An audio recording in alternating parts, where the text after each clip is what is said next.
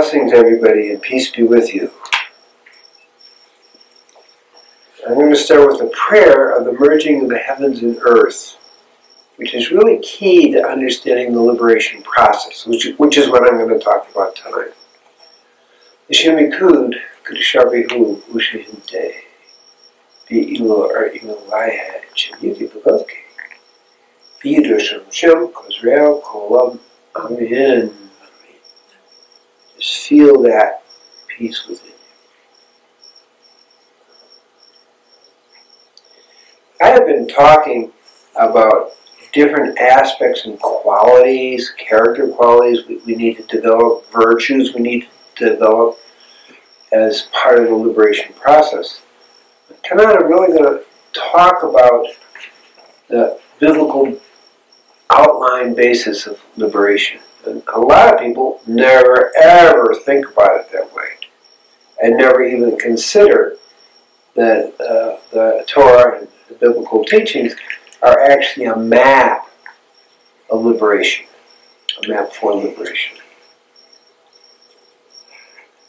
As I begin to think about it, it's a very literal map, and it actually completely parallels my experiences in the yogic evolution of liberation.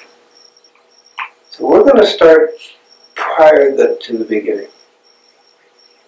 First few letters, first few words of the Torah says Bereshit bara, which means from the something, from the nothing came the something. That defies logic. From the nothing came the something. And now we're going to go back a little bit to understand the terms.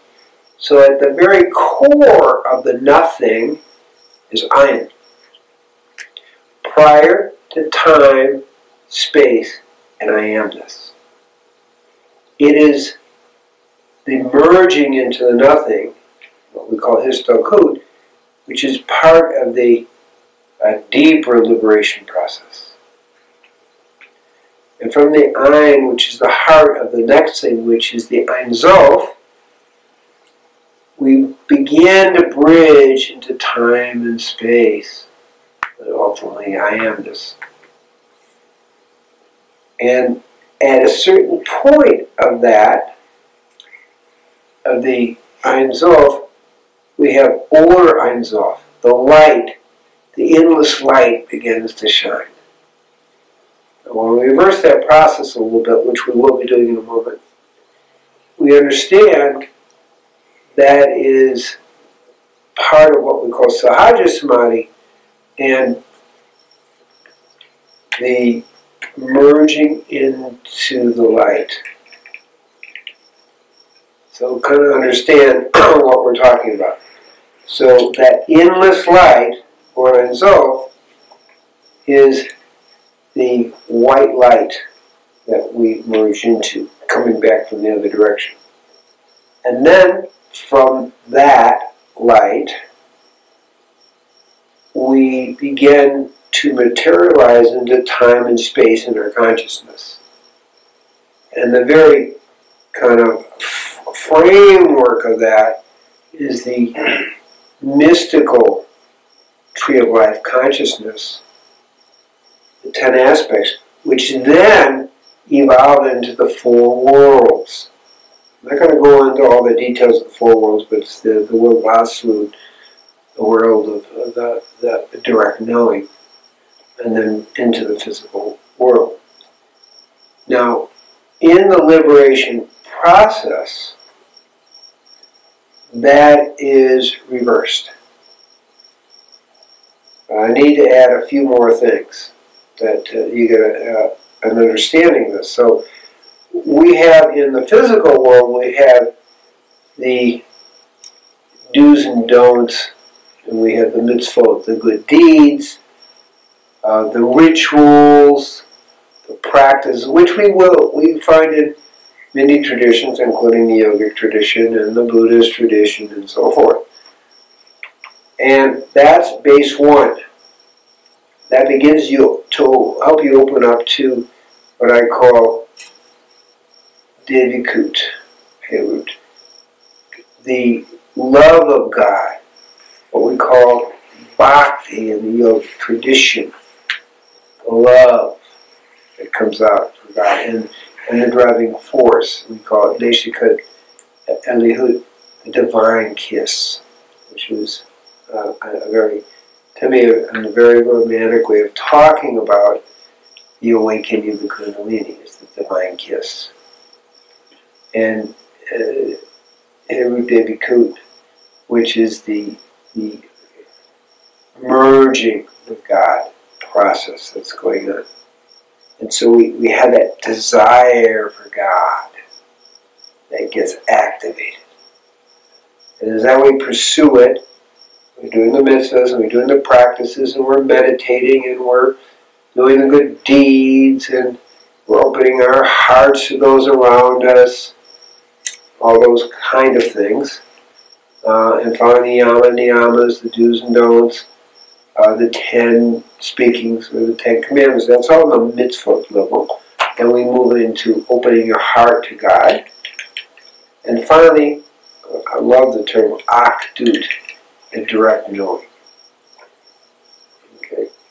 From that direct knowing, we then begin to go back in consciousness.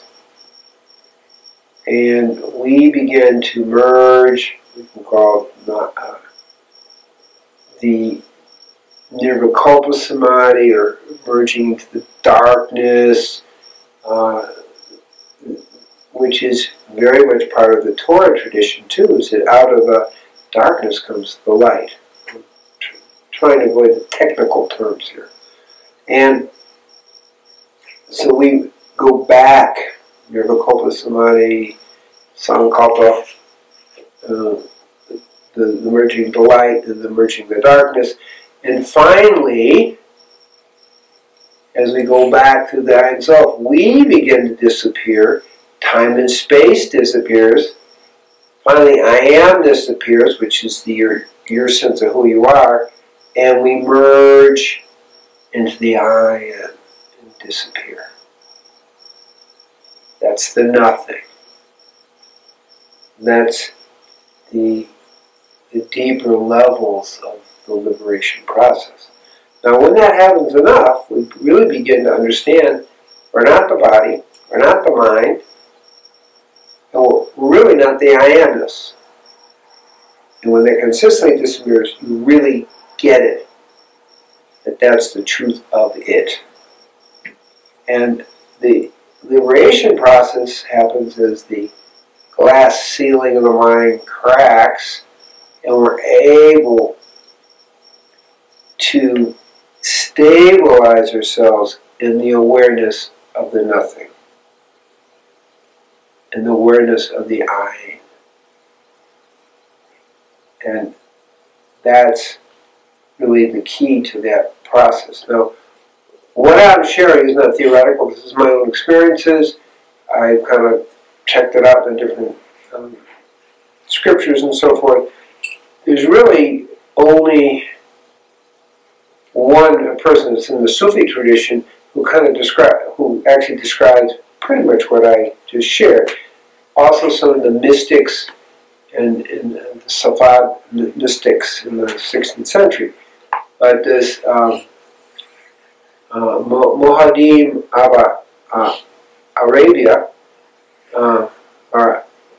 in 1375, describes a very similar type of dissolving into the nothing. Enlightenment really can kind of appear before that, because there's stages of enlightenment. But when you're really dissolved in nothing, and you actually know that as your truth, that's a deeper stage. And along that way, you understand that we are multidimensional beings living in all these worlds. And the enlightenment process is holding that awareness while you're walking around in the earth plane doing whatever you're doing. And so what I'm describing is the creation story reversed. Just think about that for a second, because it's kind of mind-blowing to me when it just occurred to me. So I'm sharing it, just like, oh, that's it. From the nothing comes the something, and that then begins to differentiate into multiple somethings called the material world. And as we reverse it, we go from the something into the oneness. No, the oneness is still in the mind. Because whether you're non-dual or dual, that's a mind concept.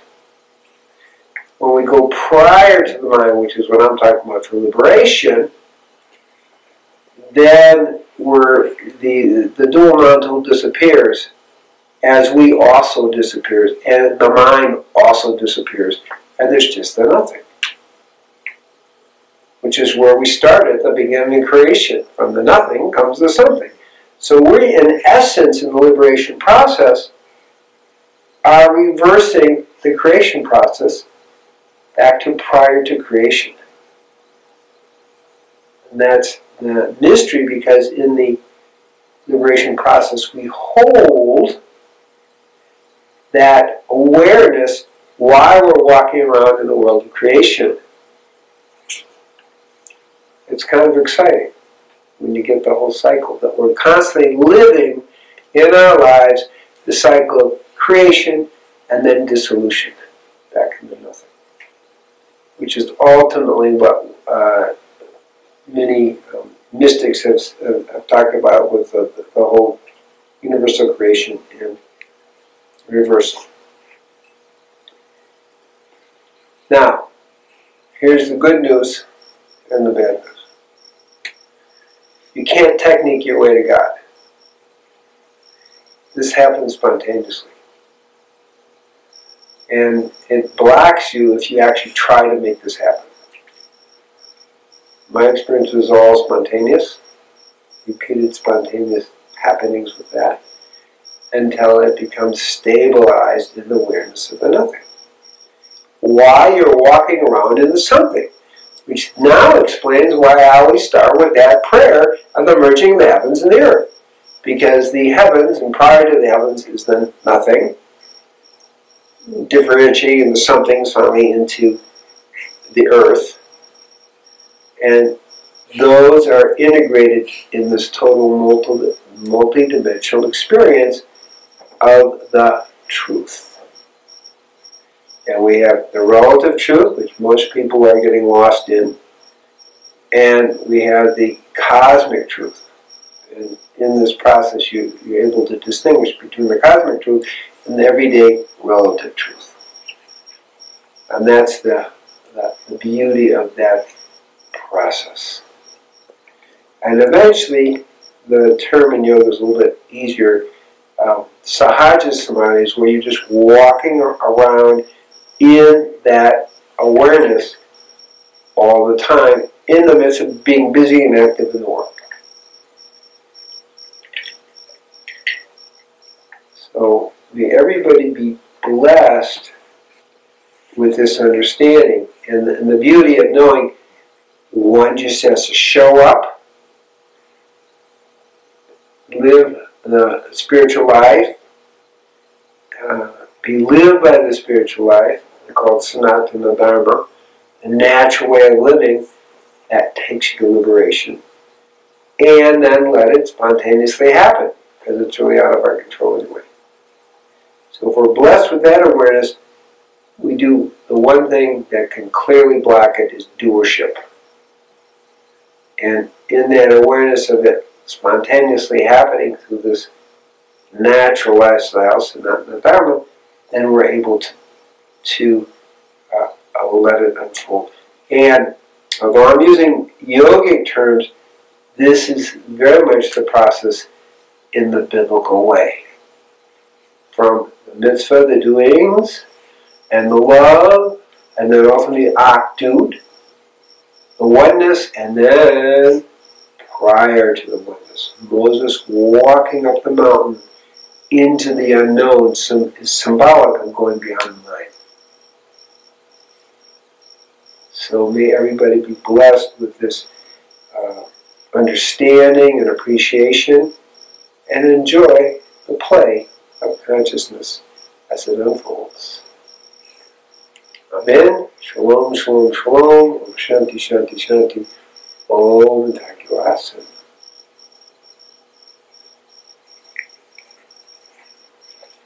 Now.